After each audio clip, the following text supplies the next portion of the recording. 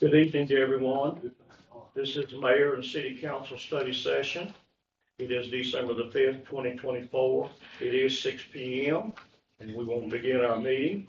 Our first item on our agenda is public comments. Ms. Smith, do we have any? Don't believe anyone signed up, but let me check just to make sure.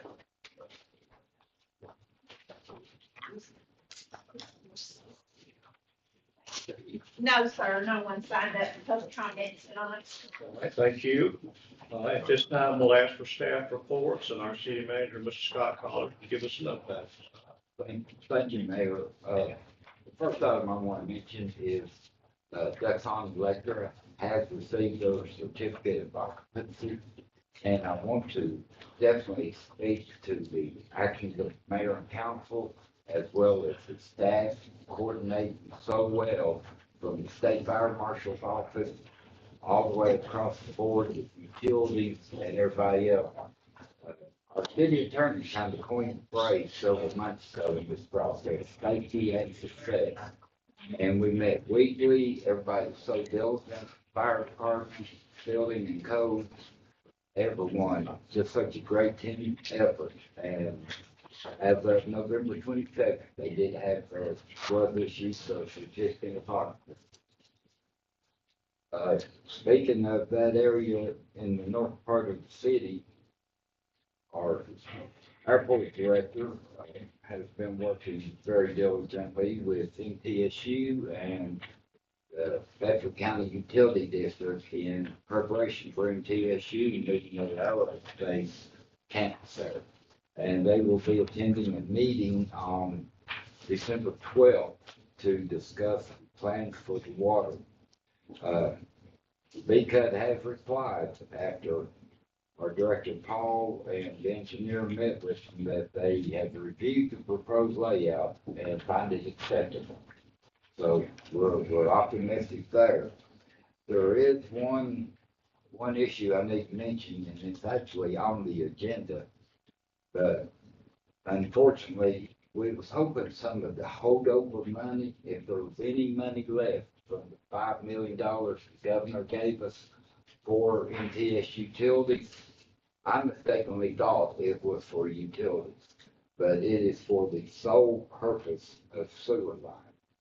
So they are planning on using the full $5 million because when they upgrade and install the utilities or the sewer line, the estimated cost is about $4.4 million, and the additional $600,000 will probably go downstream to upgrade the pumping stations. So that money's going to be 100% for the sewer. And the last thing I wanted to mention is, well, that was it. I'm sorry, I'm jumping ahead. That was it. So we'll continue to work on funding mechanisms. Thank you, Mayor. And thank all the mayor and council for agreeing to judge the window contest. We do need your ballots turned in no later than Monday at City Hall so we can prepare the awards and notify the winners. Please be here next Thursday during the council meeting. Scott, did VCUT, are they still out on the fire suppression part of it for the airport? You know, didn't they say they don't do that anymore? Yes, sir, they do. And that is going to have to be some further discussions because that is within the corporate limits of the city of Shelbyville. And while they may not do fire suppression, we do. The city does. So we're going to have some discussions. Yeah. Didn't they say, Paul, that they was out on that part of it? That's correct. We're working on it, sir. All right, thank you, Mr. City Manager. All right, any questions for him right quick? All right, our discussion items, number one tonight is Garber work order, the Midfield Utilities, and we'll ask our Director of our Airport Authority, Paul Perry, to come. Paul? So this particular request is in reference to a work order for, right. Thank you. So this particular request is for a work order with our engineering consulting firm that we have on regular retainer with us, and it's for a total dollar amount of $75,000. What that's doing is design of some of the things that we just talked about, the water, but it's associated with the grant that we've already requested and received under the bipartisan infrastructure law. And this is the design, part of the design portion of it that takes care of the waters. The overall grant project itself takes care of getting utilities on the airport to all of the sites to help make the sites build-ready sites throughout about 15 acres of the airport. And we've reached out and because of the request of MTSU and other things, finding out that water was not where it was supposed to be or where we thought it was, we've expanded it somewhat to add this as part of it as well. So the design covers not only it's expanding across all of the what we call midfield or between the current purchase property and the property that goes all the way up to the southern portion of the terminal building. So that area that's what this work order does, is designs everything from not just water, but the electricity, gas, finding everything. Every time we dig out there, we find something new, it seems like. Any questions on that, folks? And that economic impact is the $75,000 just for all of that. Yeah, that was just the cost of the work order, but we've already received a grant for it. We've already given the local shares, so it's really, there's nothing currently coming out of our pocket for it. It's just part of that, I guess you say, it's deducted from that grant. Anyone else? Okay, thank you, Paul. Item number 2, the MTSU utility request has been removed. Item number 3, park fee schedule update. We'll ask Trevor to come forward. Prentice. Close. I was gonna go with it, whatever you say. This is our Director of Parks and Recreation. So after looking at our rental fee schedule, this is just talking about rental fees. We noticed that it hadn't been updated since 2016, and there were even some inconsistencies within it. So the goal during the process was to bring the fee schedule for rentals into this decade and maintain the best possible price for our patrons. To help me with getting into this, I contacted Tullahoma, Lewisburg, and Manchester Parks and Rec departments to just sort of gauge where they are with their field rentals and how much they charge for renting out all their spaces. And even after the proposed changes that were included in your packet, we would still have the best prices. On September 30th, 2024, Park Board was presented with the new fee schedule and voted unanimously to recommend updating the fee schedule to City Council.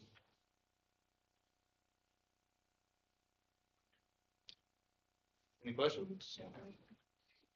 Anybody have any questions for Trevor? So I'm seeing the activities on your fields and then your meeting rooms and your pavilions and such on a day-to-day basis for membership. Is that included as well? No, this is extra above and beyond what a membership would be. A membership would just get you access to all the areas of the center, indoor, outdoor pools, get you into the gymnasium, racquetball court, it gets you into the fitness center and the track. So that's what a membership would buy you. But you're not increasing that? No, ma'am. Okay. No.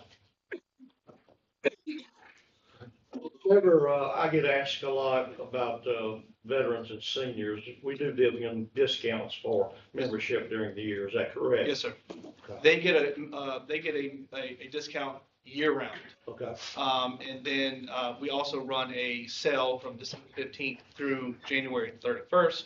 That's a 25% off sale for membership. That's the best time to buy. Okay. All right. All right. Any other questions for Trevor? All right. Thank you, sir. Number 4 is our sponsorship, Connected Community 5K. And we'll have Scott, and then I think Miss Beth Davis is with us tonight, and she may be one of our speakers too. Who needs to So start? this is an exciting event, but I can't do it justice. I would appreciate it if Beth would come up. I apologize for my attire. I've been spending the day with my daughter at the hospital. We have a new baby grandson, so. Yes, thanks. So all is good. No, I'm here really to talk to you about the Connected Community 5K. This is the inaugural that will take place on May 10th of 2025. It will be through the Community Foundation. The money that is raised for this event will go back to Bedford County Schools and community initiatives within Shelbyville and Becker County. The goal of the race is that it'll be a 5K. It'll be a certified course. It will start on the square. It will go down Lane Parkway out to Celebration Grounds. You'll get to do a lap around the arena, come back to the square where there'll be a celebration festival afterwards for everyone to participate in. The goal is to bring as many businesses, organizations, community members, city, county, and the school district together to accomplish one common goal, and that is to raise money to go back to the school district and to the community initiatives that are taking place. Currently, the things that we're working on within the school district, the teacher grant program started 2 years ago. We were able to fund $5,000 worth of grants the first year. This year, we were able to do 10. We want that number to continue to grow. So last year, we funded 3 different grants. We had 14 applications. This year, we had 29 applications, and we're able to award 13 grants, totaling $10,700. So that has been a huge way for us to get back to the schools, and it's for programs that are very innovative within the schools that impact as many students as possible, and it's money that is not through the budget. So it's typically things that teachers were either paying for out of their pocket or just on their wish list that they hope they could do at some point in time. Other initiatives within the school district that we're looking at are the English as a second language. There's a lot of need for continuing to promote and work to fund programs and initiatives related to that, as well as the Benefit of Hope program that was funded. There was a $30,000 funding raised by Leadership Bedford Youth Group 2 years ago. That money was donated to LifeSource, but what it does is it gives mental health opportunities for students 21 and under that aren't able to afford mental health services. They can go to LifeSource, be evaluated, and receive 6 sessions free of charge. We want to be able to continue to support that initiative within the schools as well. Community initiatives that we're working towards that this money would help pay for would be the beautification program. This is an extension of the beautification program that took place back in. Helen Gardner has been a huge resource for us to help us move forward with how we can grow that program moving forward. It's going to be called FACE, which is Friends Applauding Community Enhancement. And the first goal will be recognition, which is identifying and recognizing businesses as well as residential remodels, renovations, new builds that are really taking pride in their place and making it improving the overall aesthetics of the Shelbyville city and county. We're also going to be focusing on art in the community and increasing murals will be the first thing that we do. We're working to get a grant through the state of Tennessee. And then the other part of that we're starting to work with, hopefully city and county, is impacting the blighted areas and how the community foundation can support that piece. So that's just to give you a kind of a sample or a taste of what we're hoping that funding will do. The goal of the race initially is 1,000 participants, which we know we can do. Each school is asked to have 10% of their population. That gets us to that 1,000 number. The school district has been tremendous in helping us to get this pushed out. They're starting to have, every school has banners. The registration opened 2 weeks ago. We have 35 people registered. We have a long time for registration to take place, but a lot of the schools are doing teams. They'll be starting to do training programs at all the elementary schools in January through their PE classes. And then we'll be working with Parks and Rec to do a training program for the community as well as Planet Fitness.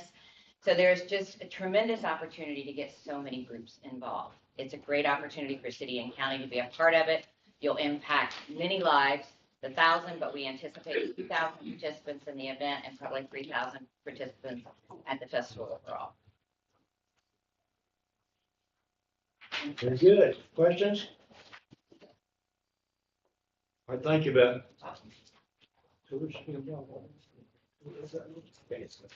And I think, oh, God, you know, that. And is it also my understanding there may be a mayor's challenge?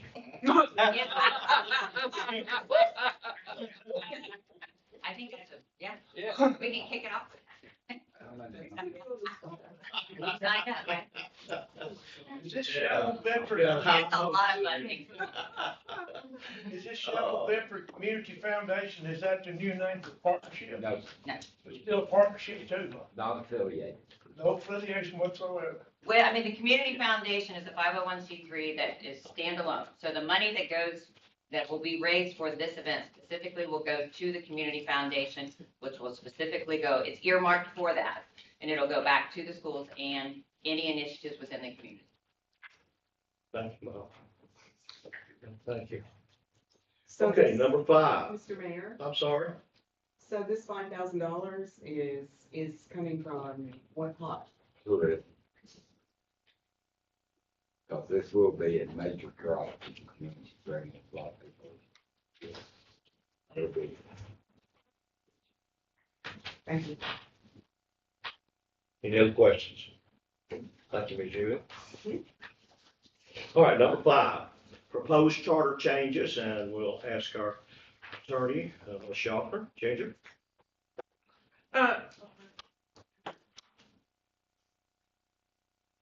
What you all need to tell us is exactly what you want to vote on the 3 things that we talked about last time at our workshop. We'll need you all to vote on that to tell us exactly what you're wanting MTS to draft for us.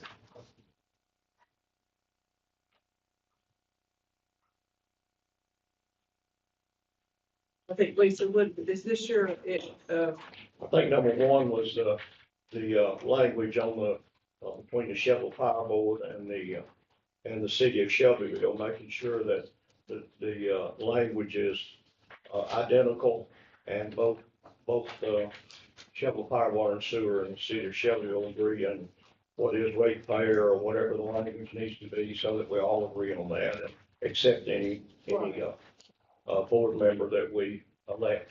that was the issue that I asked y'all to add to it, that y'all need to clarify, and we met on that today. Okay. But the other 3 were, we all talked about it in your workshop, so going forward with that. Now we've left it on you guys meeting with Shelbyville Power. We did. Is that what you did? Yeah, we sure did. And I could tell you a little bit about what we met today.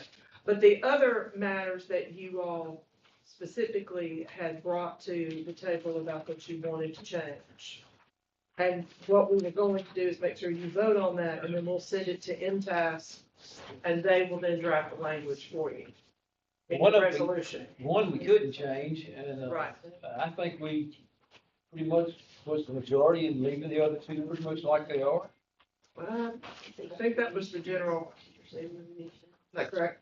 There was only one actionable item. That was the definition of ratepayer. Right. And both parties agree, whatever that is. Right. Well, let me tell you, we met with them today, and they wanted to make, and when I say that, we met with Chairwoman Claudia Mallard. Mhm. We met with Mr. McBride, who's the attorney for the Power Board, and then we also met with Jason, who is our general manager. They all wanted to make clear to you all, they appreciated you coming to speak to them, but they'll honor whatever you choose to do. Whatever you put in your charter, that's up to you. She said that multiple times. Okay. Miss Mallard did. Okay. Having said that, we did express to them, I know you had specifically said, we'd love to hear their opinion on certain things. So they did express their opinion on your policy. So we just walked through your policy, because at this point, what I was concerned about you doing, what I had advised you all last summer to do, is to change your charter to reflect the definition of ratepayer. Right. Because that's what caused the problem, Okay. is that in the general operation of the power system, they just generally look to whoever is the account owner. The account owner is a very specific, that's the person whose name's on the account. Your charter doesn't say, your charter said ratepayer. Mhm. And the definition of ratepayer is not defined in either your charter, it's not defined in the code, it's really not even defined in anything that they have. Yeah.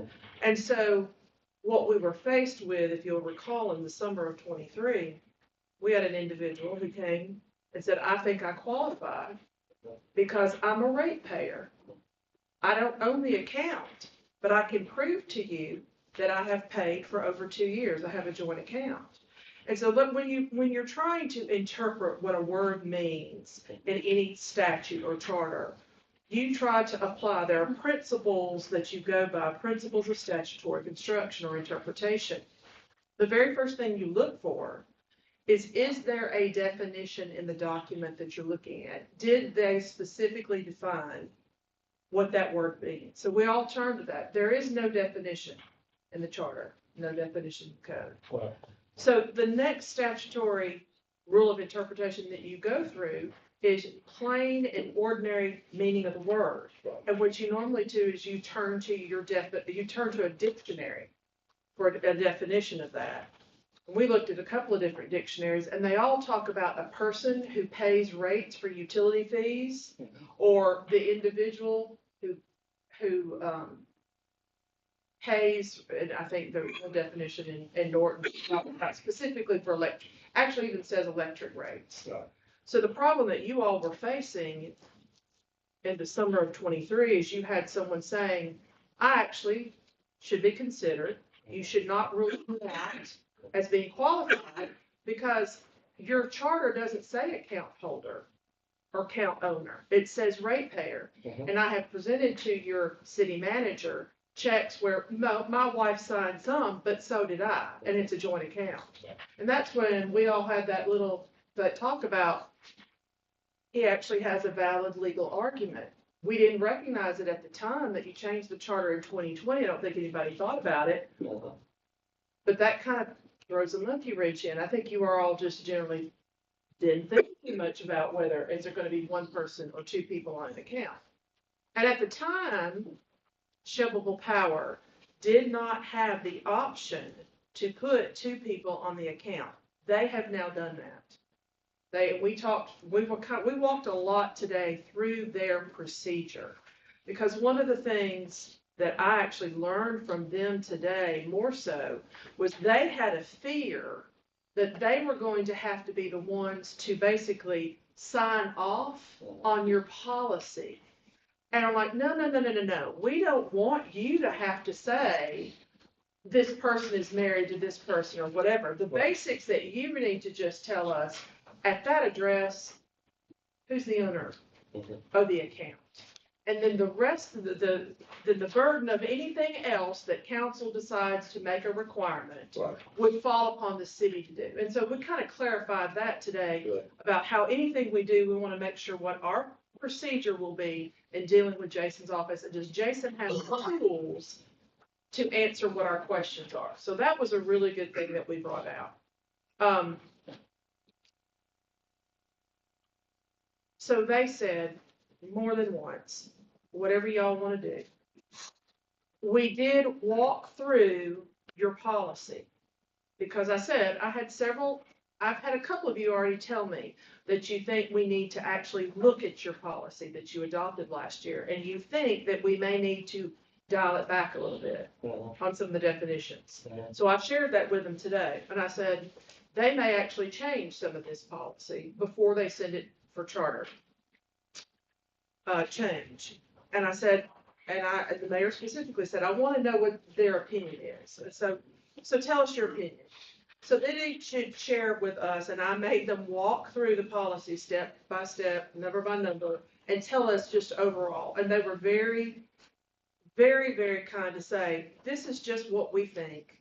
We think this makes it easier for us. And this is one thing that I really understood from Mr. McBride today. It's not so much about when you appoint the person, it's about continuing to monitor their qualification over the course of 3 years. Because he pointed out, when you look at, and this is something you could change if you wanted to, but when you look at the definition or at the section in the charter that talks about how you go ahead and appoint someone. Further down in that paragraph, it talks about if anyone so appointed ever becomes, they lose their qualifications, they're immediately supposed to come off.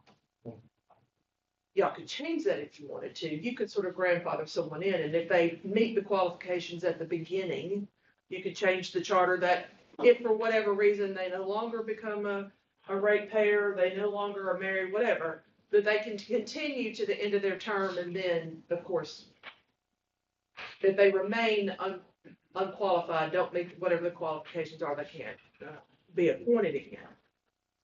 But a couple of things that they all pointed out was, right now you have it listed so that a spouse of basically whoever's on the account. And so they just brought up about the instances, particularly of divorce. How do we monitor that? Are you putting that off on Shelbyville Power to monitor that? And then the next thing I think on that, on section B, is if there is an adult living in the household, they really felt like that should come out, just in general, because how difficult that is to monitor. Fairly easy to appoint someone. How do you monitor that over time for them to stay in office? And then the third thing you all have in there is about business owners. And we list, basically, when an individual is a sole proprietorship, it's basically in their name, even if they do business as. So we clarified that with Jason, that they do have people sometimes come in and say, I just want, you need my name, but doing business as, because that person doesn't bring any documents like a corporate or charter, whatever in. Right. And so he goes, that I can see, that person, if it's their name and they're the individual that comes in and their name is on that account that we put along with the sole proprietorship, they would qualify. But as far as partnerships and limited liability companies and corporations, they felt like that should be taken out. That's just their opinion. They felt like it should be an individual straight across the board, just an individual, a person. A person's account gets them the qualified to be served on the board. They felt like that you should take that out of your policy. If you don't take it out of your policy, Ralph just asked that we add a couple of qualifying things in for each of the different types of business types about corporate minutes. Because once again, for him, it was about proving. I could tell like they're more concerned about proof of these people meeting those qualifications. That was really what he said.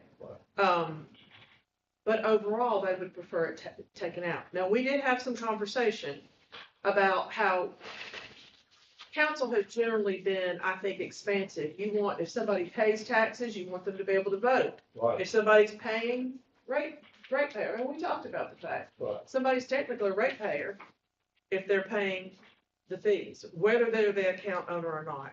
So we talked about that in the context of businesses, and Ralph did say, I could see somebody making an equal protection. He goes, I feel pretty strongly that we're safe if we don't allow a business to appoint, either through their board of, whoever their chairman is or the board of directors, whatever. He goes, this is pretty broad, the way it's been, your policy is currently based. He did acknowledge, who knows, we could have somebody make an equal protection argument. I think we even talked about that a year and a half ago.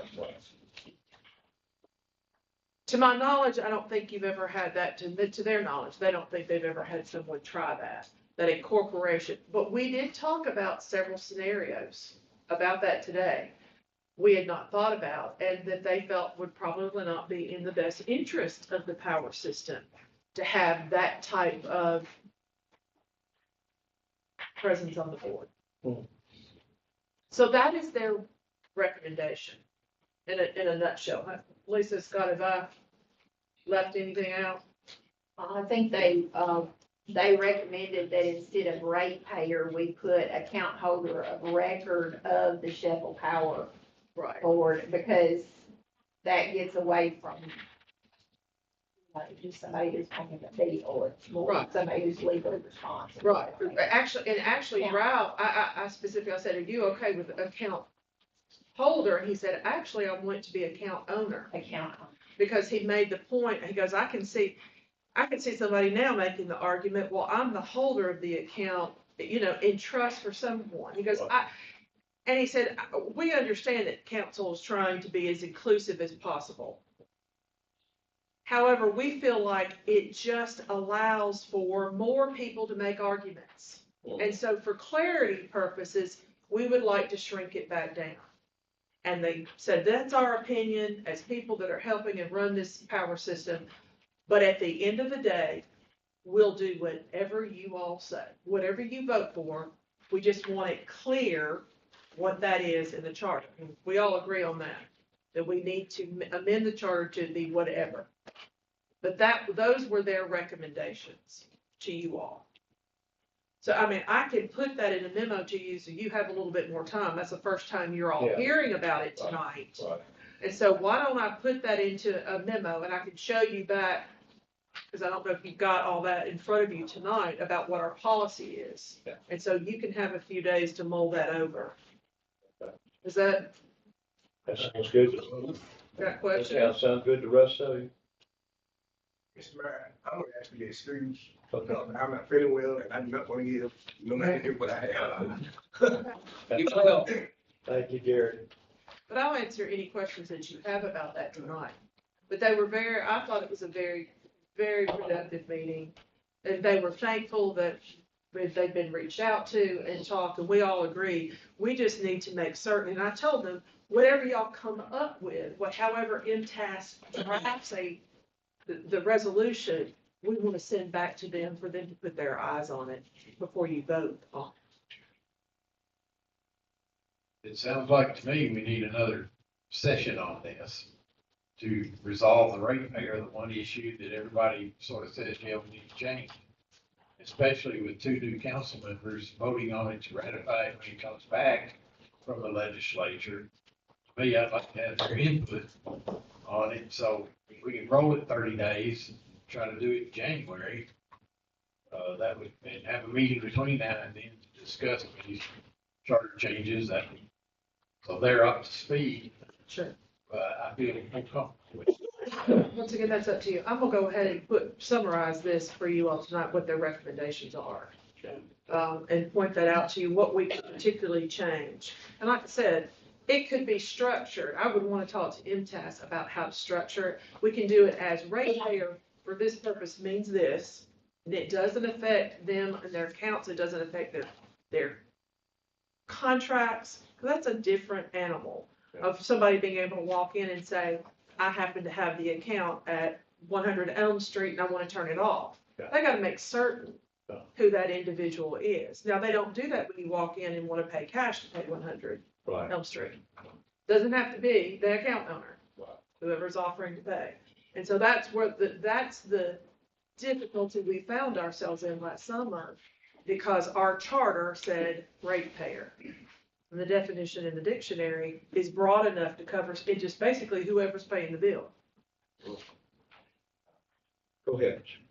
Based on councilman's comments, and also during the meeting, particularly the chair, she repeatedly said, whatever this mayor and council decides, they will abide by it. But during the course of the meeting, they also spoke how beneficial and complimentary it was when last winter, both boards came together and was able to have good discussions on a variety of topics.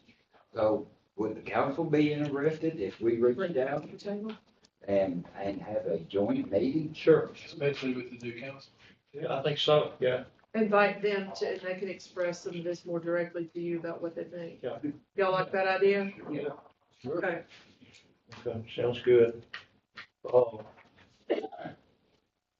all of us, just think, we want to make sure that when we vote on a board member, and I think we ran into this problem with the last appointment, was because of the council for Shelby Power not wanting to swear that person in. And so that's why we want to get this language Right. clarified and everybody in agreement. Also protecting from a ratepayer standpoint, the death of a spouse and somebody, a lady not paying, the bill all those years, if her husband pays it, or if the wife is paying it and the husband's not on it, try to get that set up so that it goes automatically to that person who survives and protects them without having to have a whole lot of, conflict. As far as people being on there that do not meet the requirements, in other words, they're appointed as a board member, and for some reason or the other, they move off of the system, or whatever the situation is, and they don't meet the qualifications anymore. My personal opinion is, yes, they need to be removed from the board at that time. Leave that in there. Yes. I just pointed out y'all could change it. I mean, it's the charter, that's up to y'all, what you said. I forgot one other thing that they did say. They felt like that it would be sufficient. They understood not allowing, just in case somebody, as they said, fly by night. But they also felt like, it says 2 years on the ratepayer. They felt like 1 is sufficient. They did say that. Just passing that along. Okay. That's what they said. Thank you, Ginger. And we'll come back with a memo on that one. On the second one? You still? So that, I'm I think sorry. that actually gets it. So that will not be a, item for approval on your December meetings. Okay. But whenever we do, we'll make certain that y'all, what you're voting on clearly for us to make, to tell them to ask, get that changed. Okay. Okay, any other items on that charter review? Do we need to look at those, or we're good? No, We're good? Okay, We do want you to eventually formally vote on it, but yeah. okay, we'll do that next Thursday. No, we're gonna wait until, I mean, unless y'all wanna go ahead and vote down that we're not changing these issues. Right. These issues, we are gonna change that on the, power system, but we're gonna have that vote later because you do wanna have that workshop. I think Lisa's point was, let's don't vote on anything next week. Okay. I mean, we'll just, Leave we'll that, vote it all at one time. Move it to the January, and we'll have the meeting with the power. that way we'll have for review that. council, and everything. Okay, sounds good to me. All right, thank you, Ms. Ginger. Simple, wasn't it? Okay. Old businesses, ordinances, second final reading, public hearing. A, an ordinance of the city of Shelbyville, Tennessee to approve the rezoning of the southwest portion of the split zone property approximately 0.43 plus or minus acre owned by John K. Harrison, located at the intersection of Decatur Street and Midland Street, shown on Exhibit A and B survey below from residential R2, medium density residential district, to our residential R4, high density residential district, and repealing any ordinance or portion of ordinance in conflict therewith. Decided and received a favorable recommendation from the planning commission. Tom is here, but I think we've been over this one multiple times. There's no change. Any questions for Tom about this one?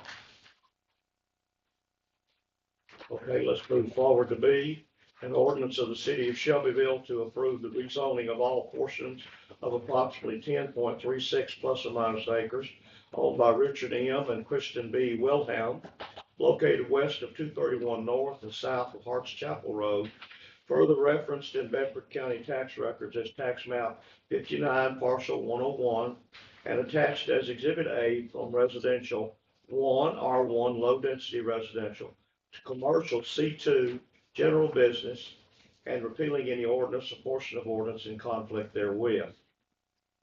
We've been over that one too. No changes. Okay. Any questions for Tom? All right. Resolution, second and final reading, public hearing. A resolution by the city of Shelbyville to de-annex approximately 6.04 plus or minus acres of certain territory upon written consent of the owner and to unincorporate the same within the boundaries of the city of Shelbyville, Tennessee. This property is located on Warner Bridge Road, referenced in Bedford County records as tax map 88, parcel 5, and owned by Tara P. Webb. We've been over that one too. Do we need any questions for Tom on that one? Okay. No changes. B, a resolution by the city of Shelbyville, Tennessee to de-annex approximately 7.43 acres of certain territory upon written consent of the owners to unincorporate the same within the boundaries of the city of Shelbyville, Tennessee. The property is located on Warner Bridge Road, referenced in Bedford County records as tax map 88, parcel 4.02, owned by William F. and Meredith Hazel Butler. We've been over that one. Any questions? Okay, thank you. Purchasing and bid items, but I don't see anything at that point. I think we've got that later on in our, okay, so let's hang on that one right there. Business items, receive and certify the November 5th municipal election report as certified by the Bedford County Election Commission. I'm gonna call on Lisa, please. Yes, Mr. Mayor, this is just your standard, motion that will be on your business items next week to receive and certify the results from the November 5th municipal election. We did receive all the documentation certifying those votes, and that was included in your packet. The following items after that are all listed in red are just placeholders for things that will take place at your December meeting, the recognition of the outgoing council members and the administration of oath of the new council members and Mr. Feldhouse, who was reelected. And then some organization items that we have, that the council has to take care of once they're seated. And then the mayor has appointments to numerous boards. And those are things that we do every 2 years at this time. So those are just placeholders. We don't have to do anything about that tonight.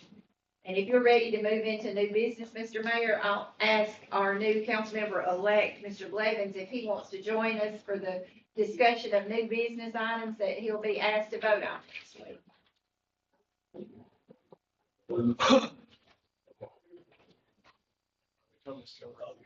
Good evening, Mr. Blevins. Good evening. How are you, sir? I'm good. Good. All right, let me get caught up here. All right. New business ordinances.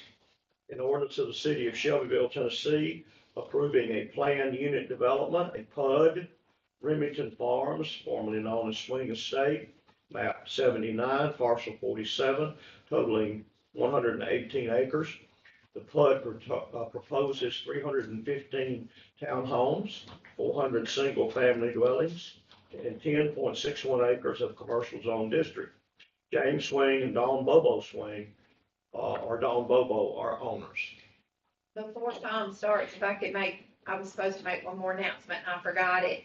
The council member-elect for our 3rd ward, Miss Noel, is not here tonight, but she wanted me to pass along her regrets at not being here. Sorry about that.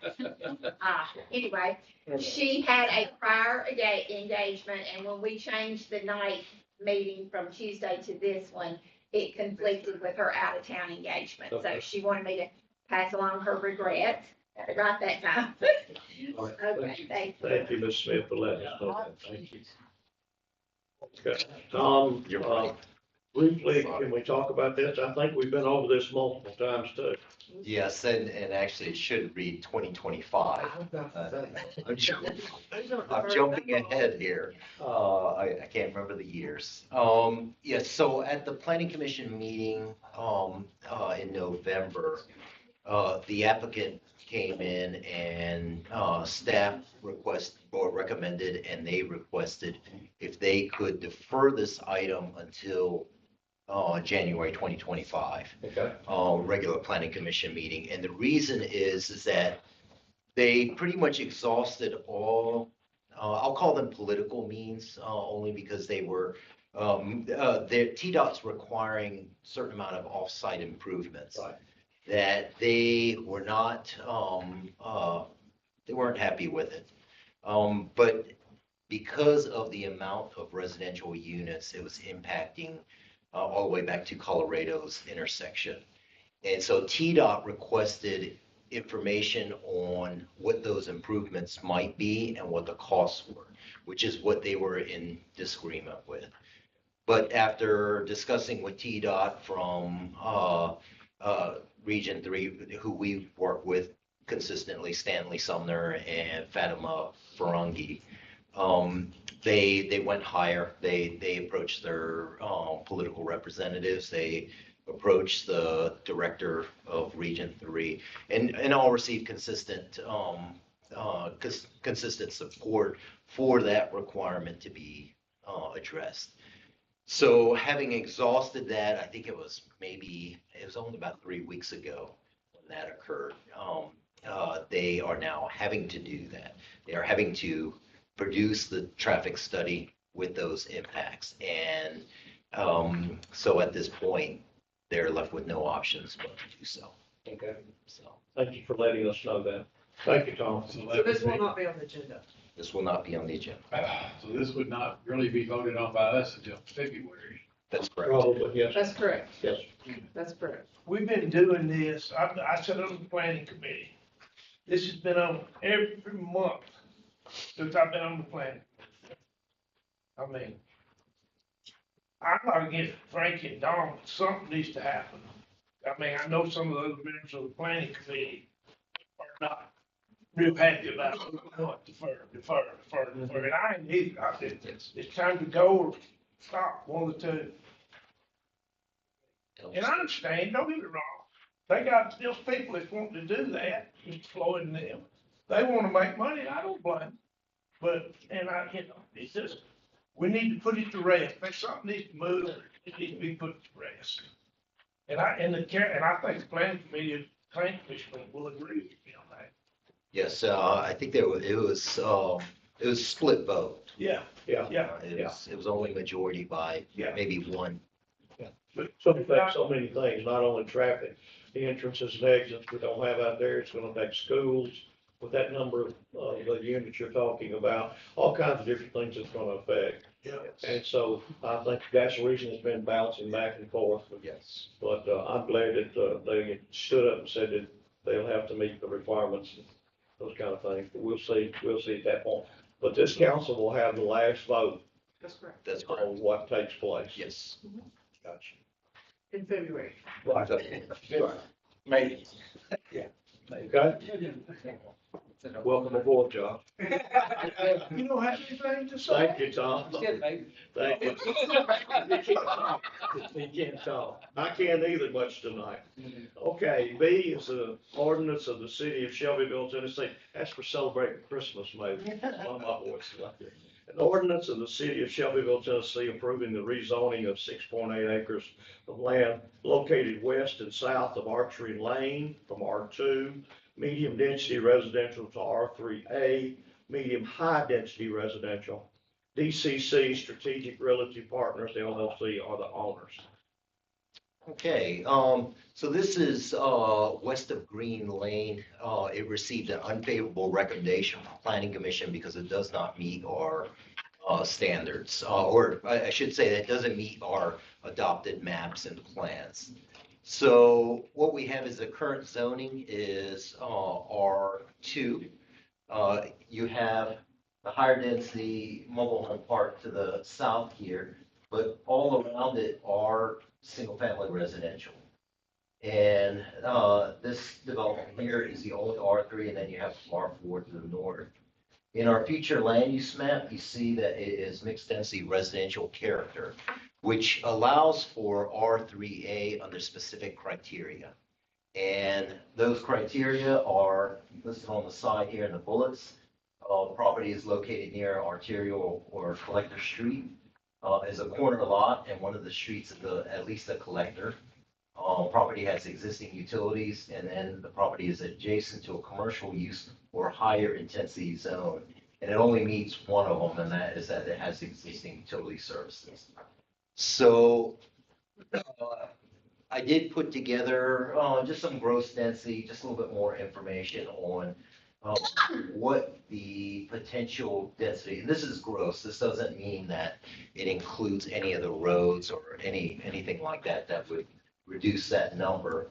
But currently, the amount for 6.8 is 29.62. At R3, I threw that in there, that's 33% more.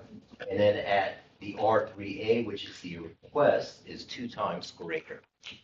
But the planning commission agreed with staff that since it did not meet the any of the criteria, unfavorable recommendation is advanced. You got two cul-de-sacs right there too. You see that?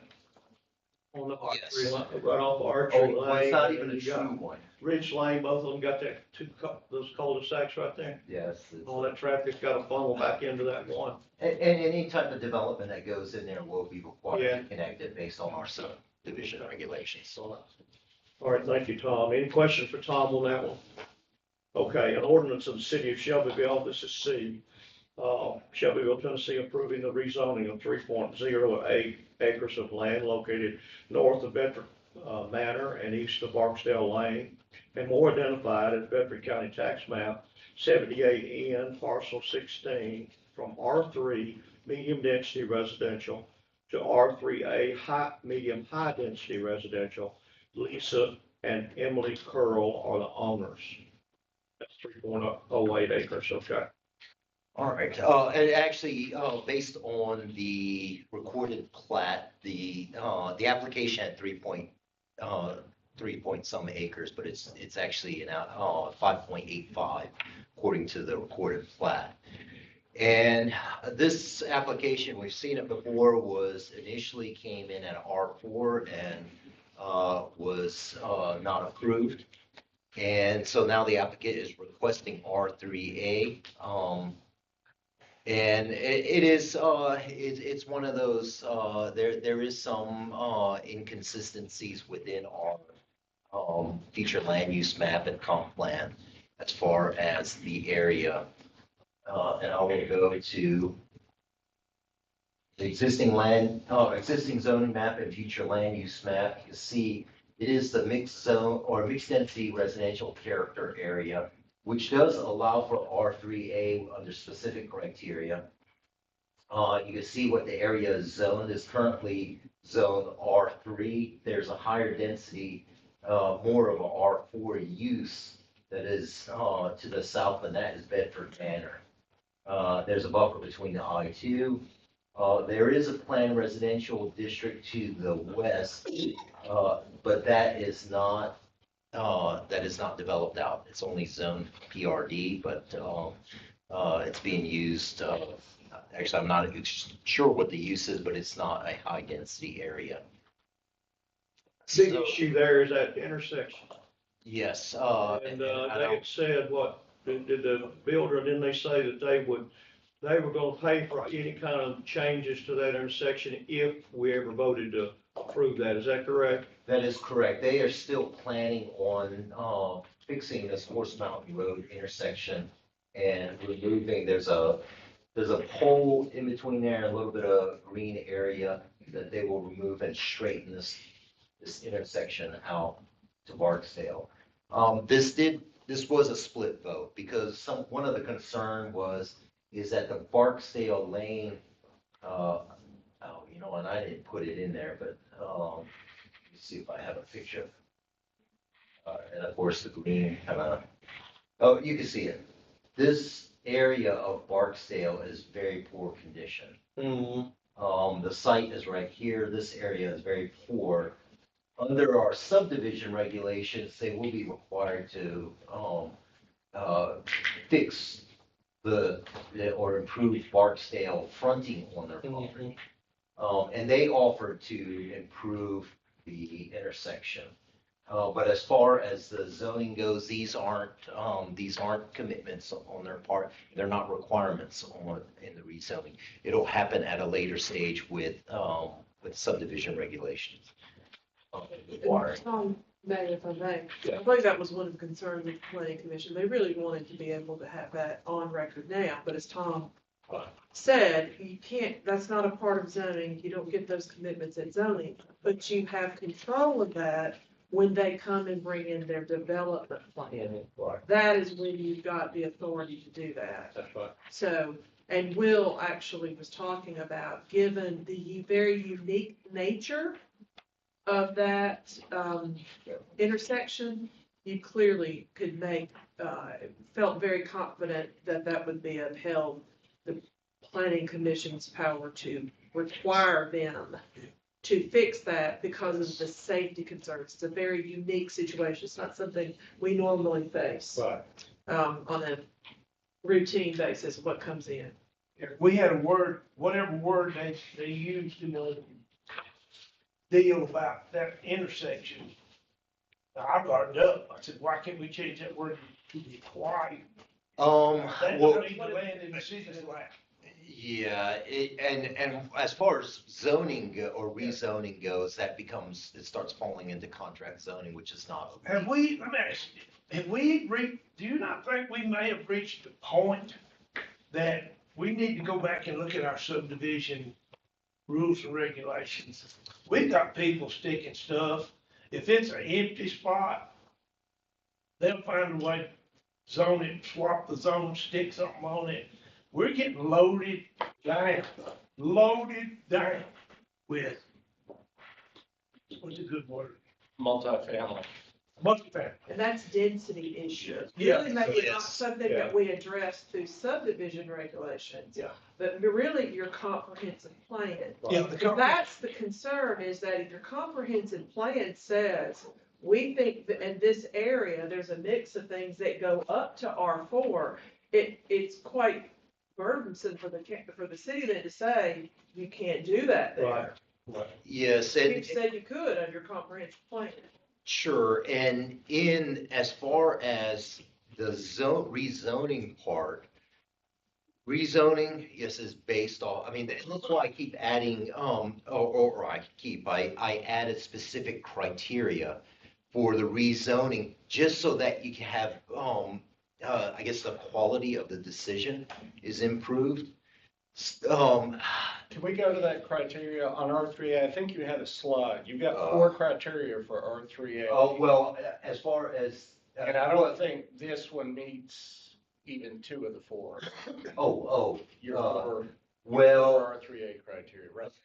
the R3A criteria. Yeah. Properties located on arterial or collector street or at the intersection, well, let me just finish it. At the intersection of the arterial street and collector street, the property is a corner lot and one of 2 streets is at least a collector street. The property has existing utility services, and I don't know why that, but I guess I understand why that one is in there. The property is adjacent to commercial uses or existing higher intensity zone. Well, here's how I analyzed it. The property is adjacent to the commercial or higher intensity zone, and that is true. Bedford Manor is a higher intensity. I would say it's closer to R4. We'll just ignore the third one because, I mean, most areas these rezoning has existing utility services. The property is a corner lot, and one of the 2 streets is at least a collector street or is at least a collector street, which it is not. But here's the one that the property is located on an arterial or collector street or at the intersection of an arterial street and collector street. So if I go to the major thoroughfare plan, this is an arterial here, and yes, it's not located directly on it, but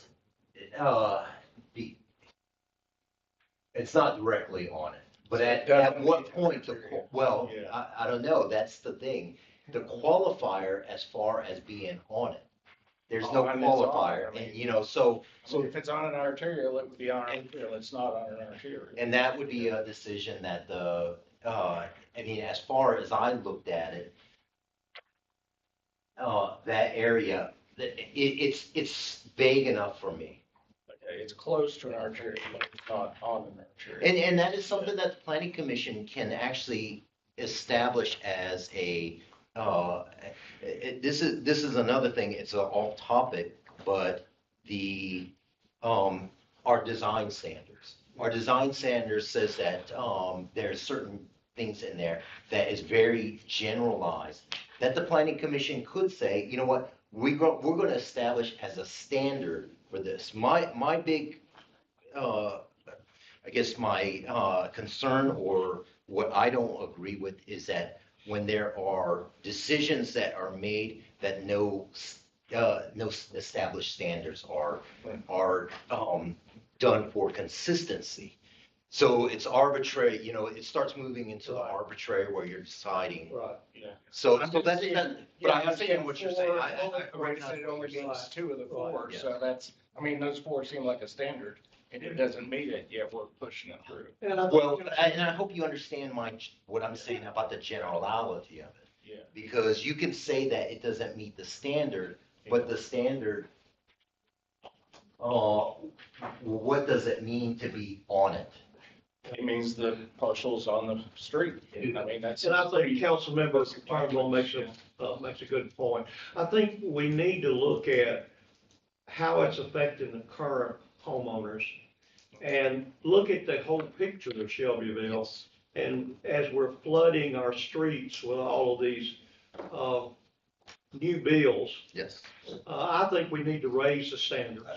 I think we need to raise all of the standards in Shelbyville to a higher, all green space, all those things, so that we just don't have people packed in on. Sure. And we don't affect those current people that have lived there for years and affecting their lives and things like that. I know this developer right here, we had the one gentleman come in and said, I bought this house and Yes. my daughter and I are living there, and now they're going to put all these apartments behind us, and what happened to our peace of mind and our, I think he lives right there.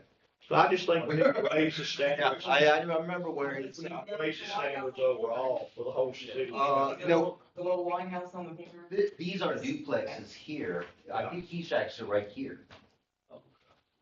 He's actually a single family, it backs on a single family. And it takes the burden off of the planning commission, because the planning commission has to kind of go by whatever our standards are right now.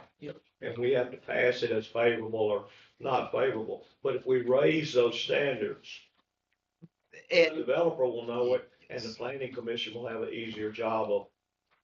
yes, but I think that, the risk becomes that it becomes minutia, you know, that if we start saying that, okay, on it means directly on it, or does it mean close to it? Because, I think that you can do things consistently, you know, so we say, okay, it's not directly on it, does it mean directly on it then, or it has to mean directly on it?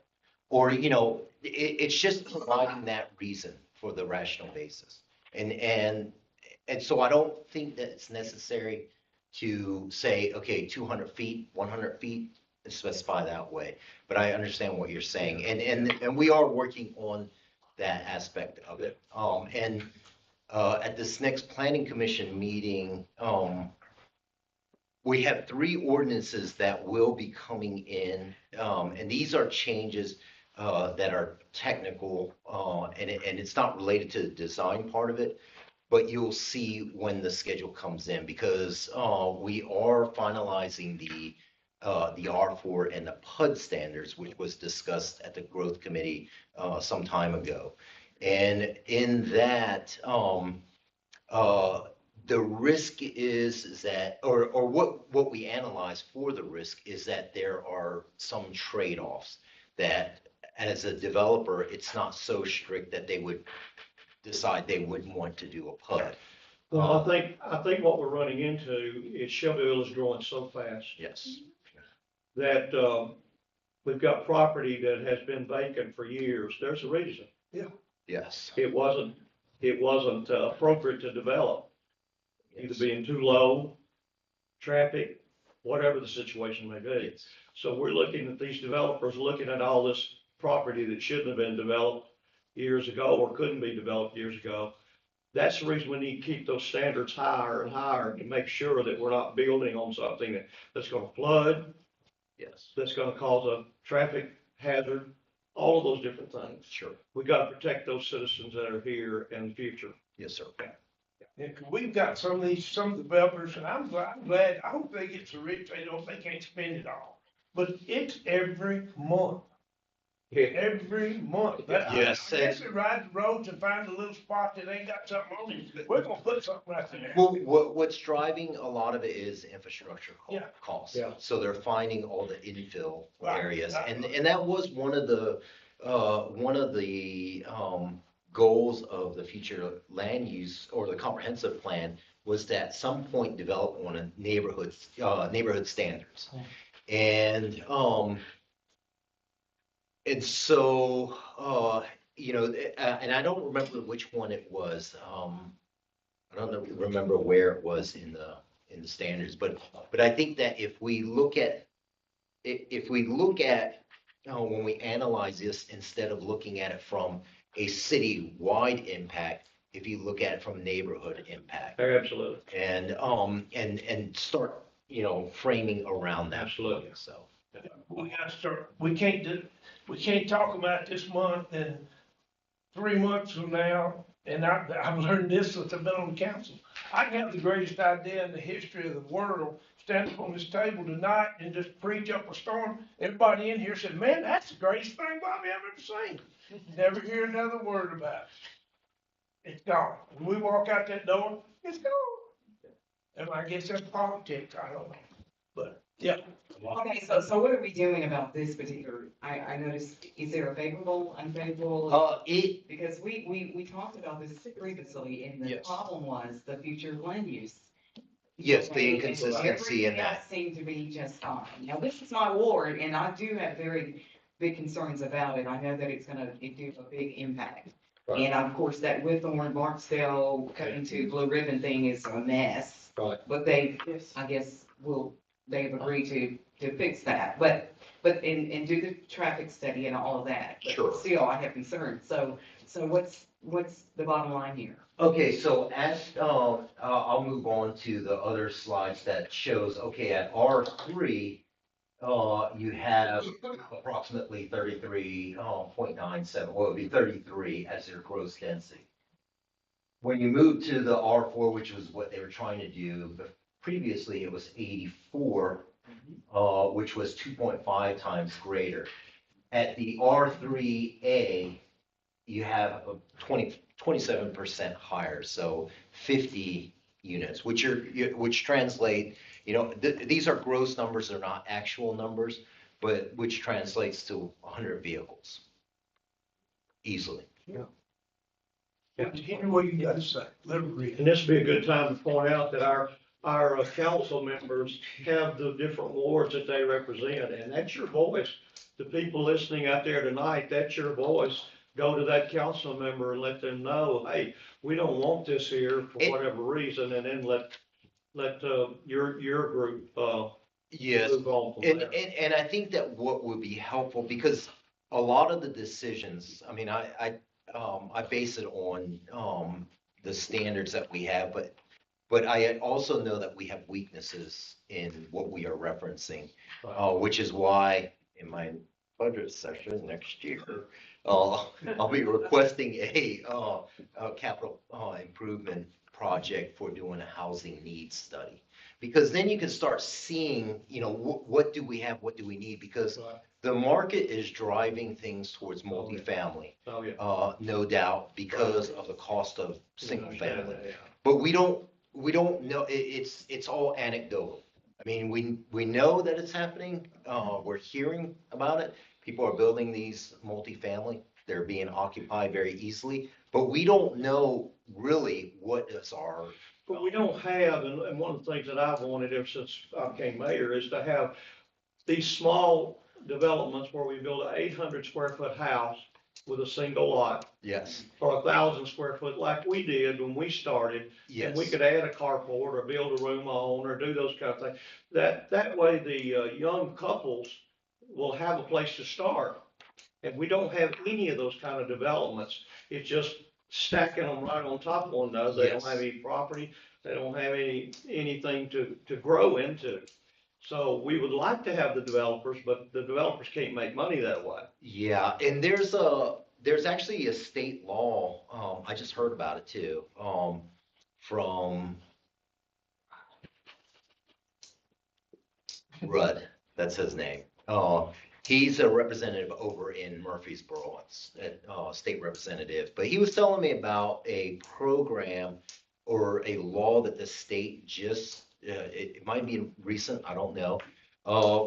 But in order to build more affordable housing, you can actually do improvements to right of way, including utility. So then you start offsetting those costs, from the developer to allow them to do, more affordable housing. And we're talking about, somebody with a median income, 55,000, that can purchase. And, but I don't know, in my experience, unless a developer does that particular housing type, they typically don't take advantage of this. And I don't know of anybody, I mean, it might be something worth recruiting somebody to this area doing that, but I don't know. I'd like to see that in Shelbyville if we could get it. Okay, thank you, Tom. Sorry, we haven't gone to the end yet. We haven't got to the end yet. So it was a split vote, favorable recommendation for, review and adoption from the planning commission. But it was split. I don't remember what the numbers are. How many? 7-1. Was it 2? This was 7-1. Was it 7-1? Yeah, 7-1. Okay, so this was 7-1. Favorable? Yes. But y'all don't have to follow, you remember, this is a Yep, rezone. yep. And Legally up to you to vote up or down. Yeah, and I think part of that was based on them paying for that change in that intersection. Any other questions? I think Councilmember Feldhouse will. Yeah, Mr. Feldhouse. About 30 I minutes. don't want to belabor that. Keep going, but there were so many points. One of them being, I can't imagine Whitthorne Street not being an arterial. It comes all the way in, it turns into Horse Mountain Road eventually. Right. I mean, I could say, to your point, you were talking about it's not on an arterial.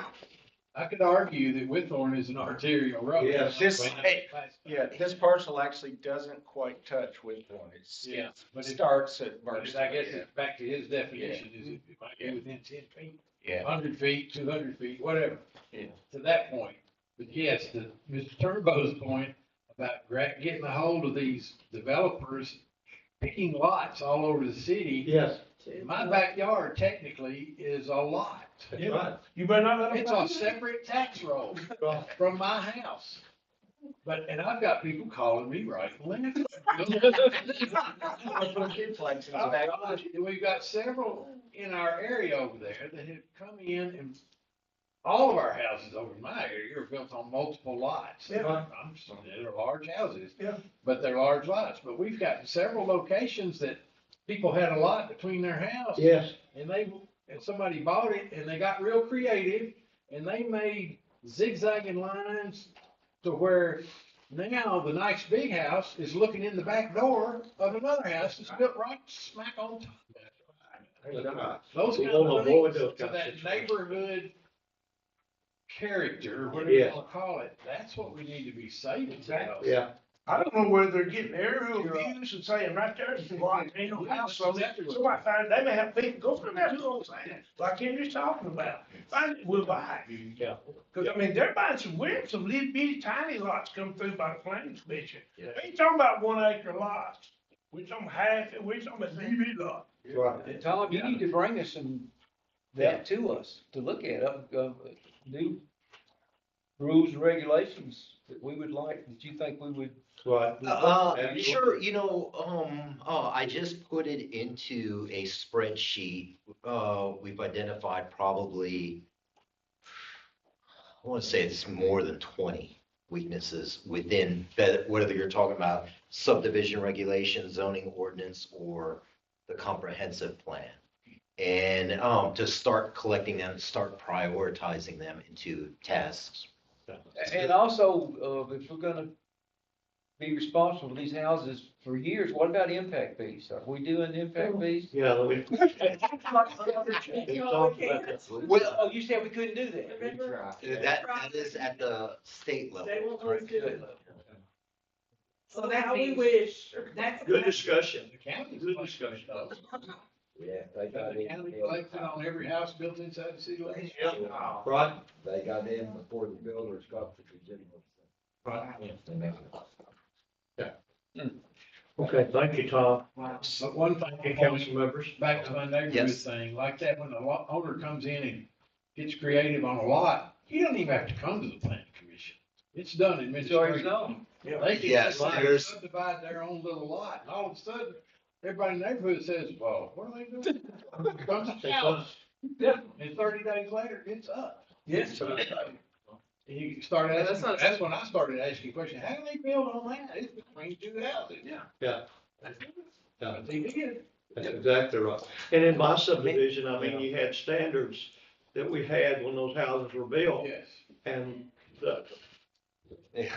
you know, unless somebody can govern that, unless somebody can govern that, Yeah. there's no control.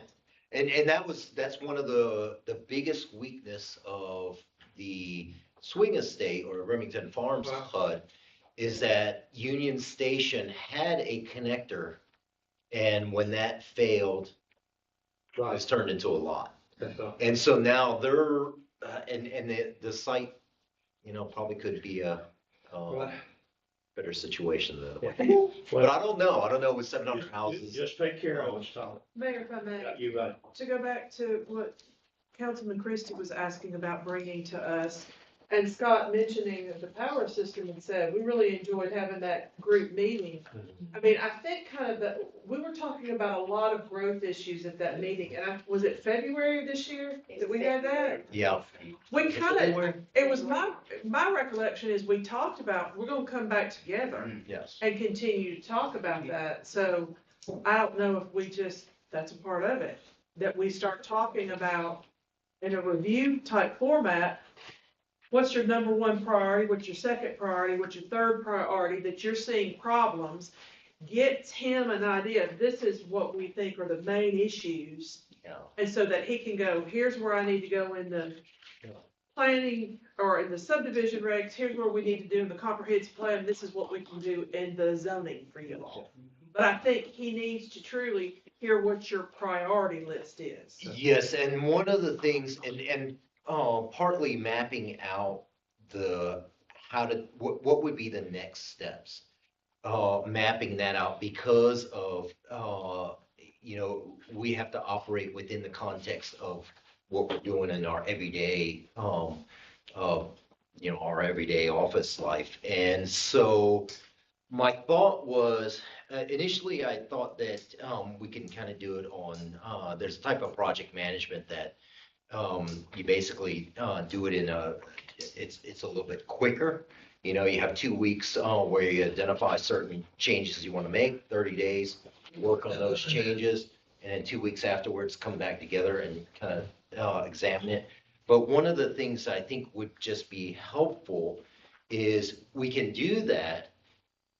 But the other part is that we do need, just my opinion, we do need to have a little bit more community involvement. Yeah. So we send it out to the community to, and give that opportunity to comment on those so that we can then adjust it even further. So, identifying a certain fixed number of items, work on those ones, and then, bring it here or work with council and planning commission, do that, and then send it out to the community for that commenting part, before implementing, before it becomes an ordinance. Absolutely. So. Absolutely. Thank you, Tom. Any other questions, comments from anybody? Good discussion, folks. And let's move forward on those things if we can, Tom. I know we can. D is an ordinance of the city of Shelbyville, Tennessee, approving the rezoning of 1.7 acres of land located north of Dover Street and more identified as Bedford County Tax Map 79, parcel 41, from R1 low density residential to R2 medium density residential, DCC strategic realty. Oh, yes. Sorry, I was contemplating something else, but 426 Dover Street, you can see it in this image. This property right here that wraps around Dover, this is the property that we're talking about, this parcel 41. What wraps around it is R1. You have R3 across the street. This parcel right here, right to the east of the subject, is a substation. And so if we look at the, existing zoning future land use map. The existing zoning shows this as R1. You have R3 across the street. You have an R3A, which that's kind of, I don't know if that's a good classification or not, but then you have R2 to the northeast. That substation is located here, which is a higher intense use. The applicant is requesting from R1, which is a single or low density, to an R2, which is a medium low density. It's still the underlying zoning. You can do single family houses, then that's it. It's just a lot size difference between 1 and 2. R1 allows 15,000, or that's the lot area that for R1 is 15,000, and R2 is 10,000. Right. So in our future land use map, R1 and R2 are the appropriate zoning for that. And here is an image of the aerial, and you see that substation. Here's where the property is, 426 Dover. And then you have the single family R1 that wraps around it. All across the street is R3. And you see the R3 to the north here. And so this one was a split vote as well. And I think this one. This was the 5-3. 5-3. So this one was a 5-3 split vote, but ultimately it received majority for favorable recommendation of review and adoption. Any questions or comments for Tom on that one? They tell the people the substation has a little hum to it. I would never want to. Being in the electric business might be something to tell those folks about. All right, resolutions. A resolution of the city of Shelbyville, Tennessee, authorizing a grant application with a FEMA Homeland Security for the Assistance to Firefighters Operations and Safety Grant, AFG. Scott, would you fill us in on this, please? Yes, sir. This is a grant opportunity for us to be able to purchase radios that will allow us to communicate easily with the county, EMA, and all the others. They are moving forward with digital, and we need to, as much as possible, stage where we can have needed communication. If we was to get the grant amount would be $612,146.09. The city's 10% match on that would be $61,214.61. Are we looking at that in this budget year, or next budget year? Yes, sir. It would be in this. This budget year? The application closes December 20th, but we won't find out between April and September, so it could be in Next year? Could. This is our deputy chief, Gary. Good to see you. And this will also give us the capability to do mutual aid across the state for natural disasters, floods, fires, whatever it may be. Turn down tips. Could I ask one question for more information on this one? These are these new TACAN radios, and when they came up to the county, the big issue that was discussed is these radios are expensive. They're like $6,000, $7,000, $8,000 a piece. So once we move to TACAN going forward, your equipment costs every time you add an officer or person is like 10x.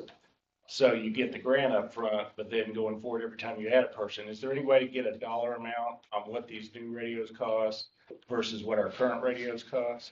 I can get that. Yeah.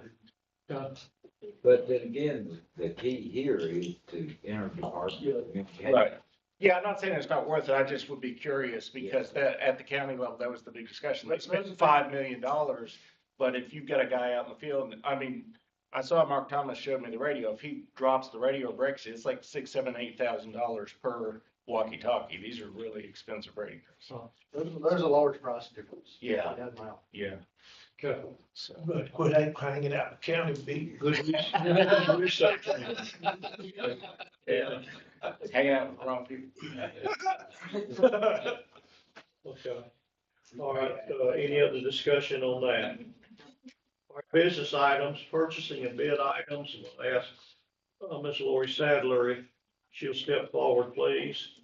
We've got a 2024 Falcon Ford Maverick, all-wheel drive, crew cab pickup, codes department, Tennessee statewide contract, please. Yes, sir. $29,979. This is utilizing the state contract. It's on the lot in Henderson, Tennessee. They budgeted 35,000, so we're well within budget. Okay. All right, any questions for Ms. Lori on that? Okay, number 2 is the Riverview District Phase 1 paving bid opening. We did that the other day, didn't we? Yes, we did, Monday. I updated the staff summary. What I sent out to you was just saying, when we were gonna have the bid opening and all that. That's what it was laid on the table. So you have an updated one. We just updated today. Right. Will Owen regrets that he can't be here to discuss this. But we did receive 2 bids. Coral Construction, Wartrace, $575,060. Hawkins and Price LLC, Wartrace was the second bidder at $621,795. There is a recommendation to award from our city engineer, Will Owen, attached to this staff summary. They are recommending the low bidder, Pearl Construction, and the award to be contingent upon the full execution of any easements or land acquisitions that would be needed for this project. So it looks like we'll have to charge, what, $50 to $100 per parking place? That's a lot of money. That's Park. all. And they're, what's odd about it, they're both born and raised in their family. But I mean, that's just what it is. That's lighting and paving and the whole thing. It's a isn't lot that of correct? conduit for the electrical. The largest expense was the conduit. But it's all the infrastructure Okay. for that But you only got 2. street. Yes, sir. Okay. Thank you, Lori. Appreciate that. And I believe we'll be here next week. Okay, all right. Thank you.